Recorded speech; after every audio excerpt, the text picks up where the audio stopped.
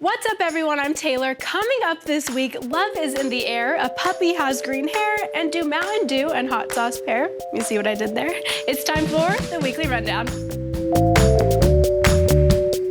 So I'm kind of on a wedding/marriage kick right now because two of my really good friends just got married a couple weekends ago. Another is getting married this weekend, and another's is coming up in February, so we're doing all the planning. So big shout out to all of my sweet friends, but that's why I wanted to start with this first story. Here comes the bride. Kristen Hay wanted her 89-year-old grandmother, Jerry Goss, to be a part of her big day. That big day was supposed to have a big guest list and an Orange County venue large enough to fit everyone. Given the pandemic, of course, the couple asked to hold their wedding outside of the grandmother's nursing home. They thought she could just, watch through the window. But instead, the facility helped them organize this social distancing ceremony. And they've done such a lovely job here. I really am pleased. Of course, I didn't have anything to do with it. It's just so special that she gets to be here today. It really is. The newlyweds say they could only invite a few guests, so the groom had his brother officiate. Now that's a very special story. And now for another happily ever after moment featuring former NBA star Dwayne Wade. Ryan Bash was down on one knee in front of his now fiancée, Katie Ryan, on Rosewood Miramar Beach when the three-time NBA champion accidentally photobombed the proposal. The series of Instagram photos showed Wade taking a sunset stroll, then putting his hand on his heart in awe when he realized what he was witnessing. He then decided to join in on the couple's photo shoot. Wade responded to Bash's Instagram post saying, "It was dope to witness your guys' love. I need y'all marriage to work. It's now on my conscience." Talk about a slam dunk ending to this fairy tale love story. And I'm bringing you these love stories in threes. It took more than a decade and a home remodel, but a Kentucky woman has her long-lost engagement ring back on her finger. 15 years ago, Lisa Phelps lost her engagement ring inside her Boyd County home. Despite weeks of looking and anguish, Phelps eventually gave up the search and accepted the fact that her ring was gone forever. I was really, I think, deeply impacted by the loss of the ring because, my husband, it's a piece of jewelry to him. But to me, it was like, oh gosh, I lost a part of, us, a part of our relationship. Now fast forward to just days ago when a construction crew doing a home remodel discovered Phelps's ring during demolition.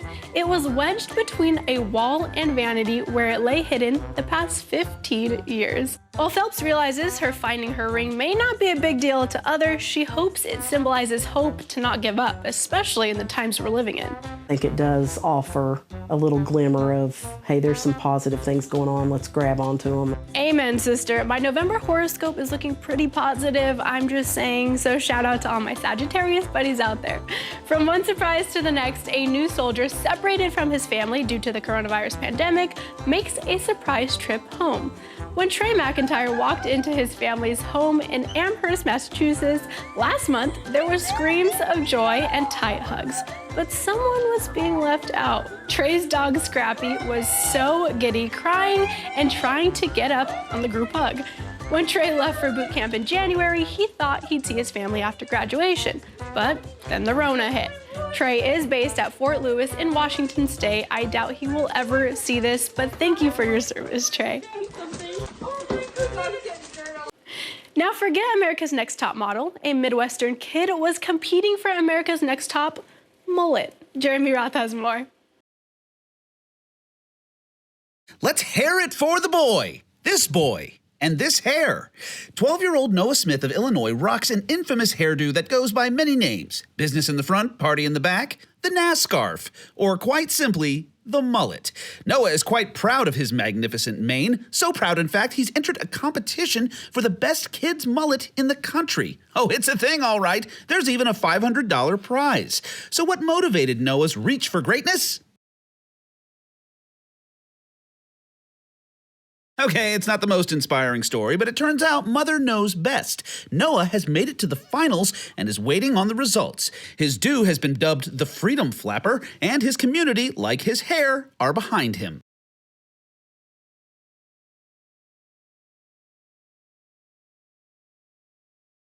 Well, what's more American than a little healthy competition? And an update on his placing, he got second. First place went to an 8-year-old boy from Texas named Jax with a curly mullet style. Curls for the girls, right, Jax? Now my buddy, Jeff Roper, has another record-breaking attempt, and it involves slip and slides. We all know him, we all love him, especially with this heat still trying to stick around. Check it out.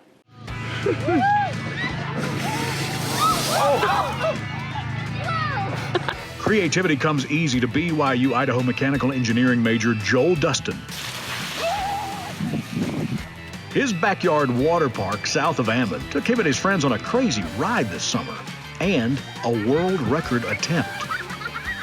Joel and his friends dug up and laid out a homemade slip and slide over 2 months' time in the foothills near his grandparents' home. And this is his attempt at a world record, as documented by the Bonneville County Sheriff's Department last weekend.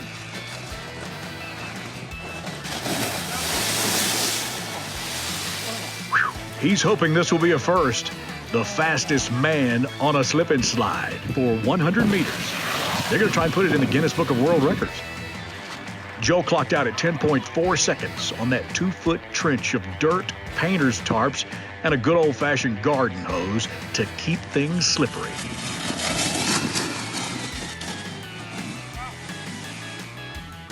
So it's super cool. We got the application in.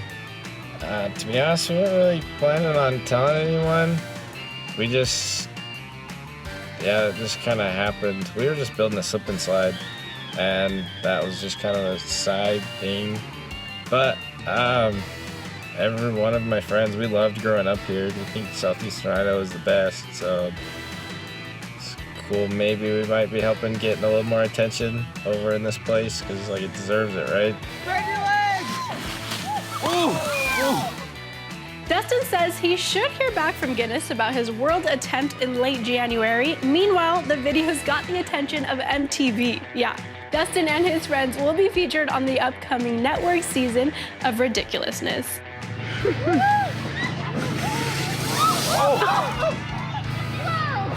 Now check this out. A Chic Cafe has built a model electric track in its bar area for bartenders and staff to pass some time by. The country's pubs and restaurants have closed, but staff is still there for takeout orders. Of course, we're all ordering, right? They decided to set up the track when one of them discovered they had an old set stored away at home. The bar manager said the track was spontaneous and just an idea to have some fun while guests are not allowed in. Little do you know, we have a ping pong table right here at the NBC studio when we get slow too. Okay, no we don't, but hey, that'd be cool, right? I mean, Gino, if you're listening, ping pong table. All right, a French bulldog showed off his impressive skateboarding skills at a Moscow park, much to the delight of onlookers. The dog named Nord Boss belongs to a vocalist in a Moscow grunge band who got their idea to get her pooch a skateboard from a video she saw online. The Frenchie was 7 months old when he got his first board and has not looked back since, still going strong at 3.5 years old. However, Nord Boss is not a one-trick dog. According to his owner, he knows over 70 voice commands and can even say mama. Okay, now I have to see that. You can search him on Instagram if you want to see too. From a skateboarding dog to a green dog, Sardinian dog owners got a surprise when a new litter of puppies were born and one of them had green fur. Have you ever seen a green dog before or even thought they existed? I sure didn't. Of course, they named him Pistachio. Pistachio stands out among his 4 brothers and sisters who were all born with white fur, the same color as their mixed breed mom. How does this happen? It is thought that it happens when the pale-colored puppies have contact in the womb with a green pigment that dyes their hair while in their mother's womb. Okay, so maybe she ate some grass? I mean, I don't know. Pistachio was bright green on the day of his birth, but the color has slowly faded day by day, and they say it will continue to do so as he gets older. Okay, now you know I can't have a show without a snake story. No, that's not a serpentine belt, it's a real serpent. Florida Fish and Wildlife officials say they removed this Burmese python from a Mustang in the Miami area. They estimate it's about 10 feet long and say it was coiled under the vehicle's hood. Now, I know snakes are an invasive species, but invading a car? That calls for a tune-up. I know you love my jokes, people. Now, coming up after the break, was Play-Doh your favorite thing as a kid? Well, it's entering the adult world, I'll tell you more. And can you imagine Mountain Dew mixed with hot sauce? Yeah, think about that one. Plus, I'm sorry to do this to you, but I'm about to get this song stuck in your head again. It's all coming up after the break. Do do do do do do.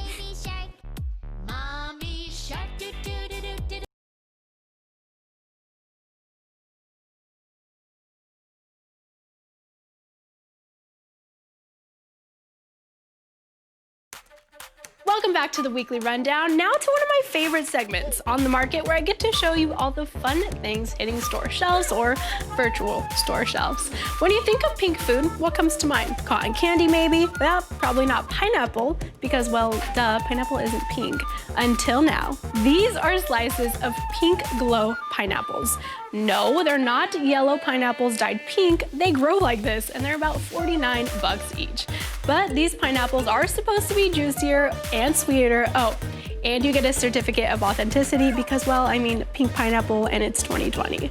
I couldn't not include this story because your girl loves pink. They say everything is better with bacon, right? Well, Hormel Foods thinks that applies to face masks too.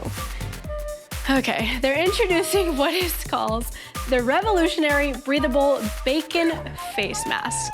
The company says it features the latest in pork-scented technology with 2-ply multi-fiber cloth, so you can smell bacon all day long. Yeah, that sounds like torture.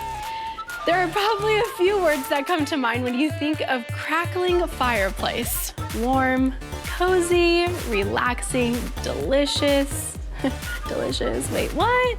Well, that's what Kentucky Fried Chicken wants you to think when you use KFC's new famous fried chicken scented 11 herb and spices fire log. Yeah, it's a real thing, people. A log that smells like chicken. Who needs chestnuts roasting over an open fire when you've got a savory scented chicken log? You can get your own at Walmart. Now, some lucky person crazy for Christmas could have a couple of notable items for their very own for the right price. Remember these two, the stars of that holiday favorite, Rudolph the Red-Nosed Reindeer? Well, the Santa and Rudolph puppets used in the stop-motion animation film are now up for auction. Collector Peter Lotario, who has owned the puppets since purchasing them in 2005, says the figures still move and Rudolph's nose still lights up. Santa and Rudolph will be auctioned together by Profiles in History and should fetch up around $250,000. No doubt someone out there will think Rudolph is so cute. The auction begins November 13th. Rudolph the Red-Nosed Reindeer first aired, yeah, get this, December 1964 right here on NBC. Now, Play-Doh isn't just for kids anymore. The toy brand is set to launch a new line of their famous dough for adults, yeah. The Play-Doh for grown-ups has a more sophisticated packaging, and it comes in appealing grown-up scents like overpriced latte and spa day, but also more original aromas too, like mom jeans, which smell like freshly washed denim, dad sneakers, which gives off the scent of new shoes. Oh gosh, I thought that was going somewhere else. Lord of the Lawn, which smells like fresh cut grass, and Grill King, which will leave you hungry, smelling like smoky barbecue. But don't eat it, guys, even though we're probably all guilty of that at some point in our life, right? I may or may not have tasted that little salty tasting Play-Doh in my life, but it's fine. Now, Dunkin' is putting some heat in its product lineup with a spicy hot donut. The new treat is called the Spicy Ghost Pepper Donut. It's topped with a cherry-flavored icing, featuring a blend of cayenne and ghost pepper, and comes with red standing sugar for a sizzling look. The Spicy Ghost Pepper Donut is available for a limited time at participating locations until December. All right, what makes a good hot sauce? Maybe you've got your favorite pepper, maybe the vinegar ratio tickles your tongue, but you probably didn't say citrus, right? Well, Mountain Dew hopes you're in the minority. This soft drink has partnered with NBA player Joel Embiid to create a signature hot sauce. It checks the hot sauce boxes, flavored with habanero peppers, but it's also said to have quite the, quote, the distinct citrus flavor that Dew fans know and love. Pretty interesting, right? I don't think I would try it.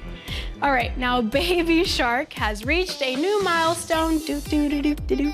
The catchy children's song we all love to hate has become the most viewed video ever on YouTube, reaching 7.04 billion views.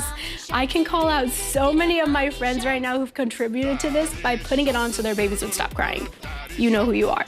This song was originally uploaded to YouTube on June 17th, 2016. The video surpassed the 2017 single Despacito, which previously held the record for most video views on the platform. Despacito. All right, so I know I've been delivering smiles to you the entire show already, or at least I'd like to think so for myself. But after the break, I have a guest that's actually delivering smiles across the Coachella Valley. I'll see you in 2 minutes. Grandpa Shark, do-do-do-do-do-do. Grandpa Shark, do-do-do-do-do-do.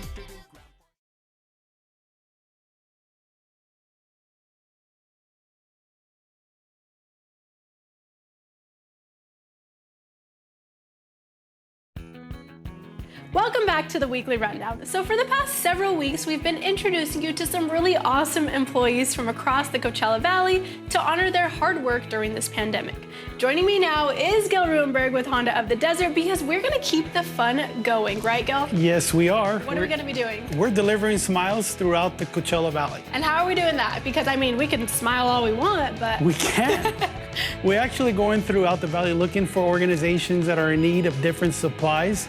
As a matter of fact, this past week we were able to deliver an amazing amount of Legos out to Los Alamitos in Thermal. All right, let's check out that delivery. Let's do it. Hi, Shannon. I wish I could shake your hand. I'm Thalia Hayden, elbow bump, or air elbow. Okay, so you know we're delivering smiles through Honda of the Desert, and Las Palmitas will be getting lots of Legos today for your classroom and your kids. How badly do they need this? Oh my gosh, distance learning has been so difficult. With 4- and 5-year-olds, it's hard to keep them focused. Having these Legos is so important for them to be able to do counting and patterning and so many things to where learning is fun. All right, well, let's take a look. Come with me just so you can see what delivering smiles from Honda of the Desert looks like. We're gonna pop open the trunk. You can take a look. Gosh, that's so amazing. Wow.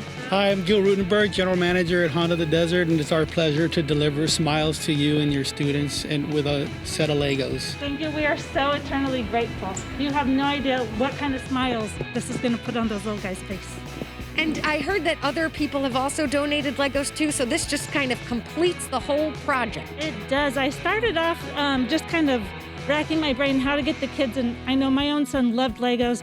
I put a post on Nextdoor. The response was overwhelming. So we had 3 complete classes, and then I reached out and heard from you guys, and just amazing to wrap it up completely. So awesome. Shannon, do us a favor and take some footage of the kids playing with the Legos so we could see it, all right? I will for sure, I promise. Wonderful. Thank you so much. Delivering smiles with Honda of the Desert. Well, that was pretty awesome to see, Gil. I'd be smiling if I had to deliver like that, too. It was amazing. I actually got a little bit of cardio just loading all the Legos into it. I bet you did, Gil. I bet you did. Well, I'm looking forward to see where else we're going, where else we can deliver some smiles. We want to deliver more smiles all over the valley. Oh, we will. Well, thank you for coming in. After the break, we are pushing right into the holidays and what brings all sorts of Christmas cheer? Movies! Movies! We're talking holiday flicks when we come back.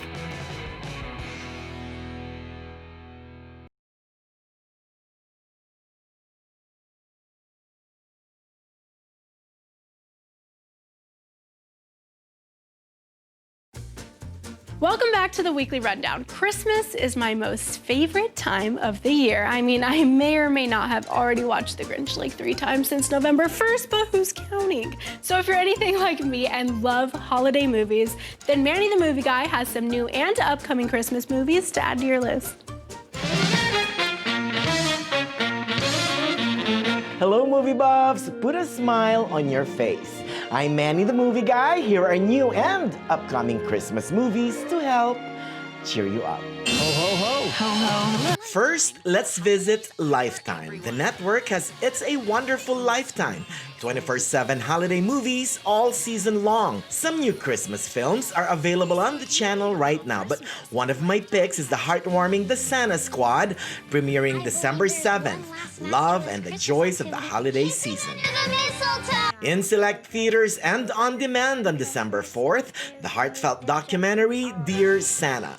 This is about kids writing letters to Santa through the Operation Santa project by the USPS. On Hulu on November 25th, Happiest Season. It's an LGBTQ-themed holiday film from director and co-writer Clea Duvall, featuring Kristen Stewart as Abby, who plans to propose to her girlfriend, Mackenzie Davis's Harper, at her family's holiday party. And Netflix has been very busy for the holidays, now streaming its Operation Christmas Drop. The Air Force's tradition of dropping gifts to needy families may be in jeopardy. And on November 13th, we have Jingle Jangle, A Christmas Journey, a magical musical featuring Forrest Whitaker. On November 19th, also from Netflix, the sequel The Princess Switch Switched Again, starring Vanessa Hudgens. And on November 25th, another Netflix sequel, The Christmas Chronicles Part 2. Kurt Russell and Goldie Hawn return to the roles of Santa and Mrs. Claus. And finally, how about some Dolly? November 22nd, also on Netflix. Get ready for the feel-good musical Dolly Parton's Christmas on the Square. A very holly dolly Christmas indeed. Alright, what could be better than that? I'm Manny the Movie Guy, bringing holiday cheer. Yes, I love it, Mandy. Thank you. It's time to get your movie watching on, everyone. I'll see you after the break. Stick around.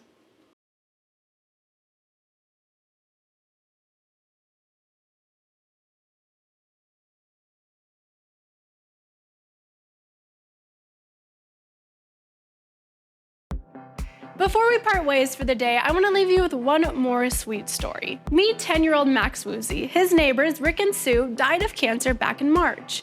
And before Rick died, he gave Max a tent because Max was always intrigued by camping. So to honor both Rick and Sue and the hospice that took care of them, Max set out back in March to camp in his tent with a goal of raising $100 for the hospice that took care of his neighbors. Well, Max slept there every night dealing with ants and storms for his fundraiser, and funds started pouring in. By the end of September, he already had, get this, $52,000 raised, and he's not planning on stopping there. I'm planning to do a year in 10 and then see where it goes from there, really. Then he's coming inside. No, I'm not. I'm not. As you heard Max say there, he's planning on staying outside for the whole year or maybe more, although his mother may take some convincing. What a sweet little man. I hope you all have a great week. I'll see you next week.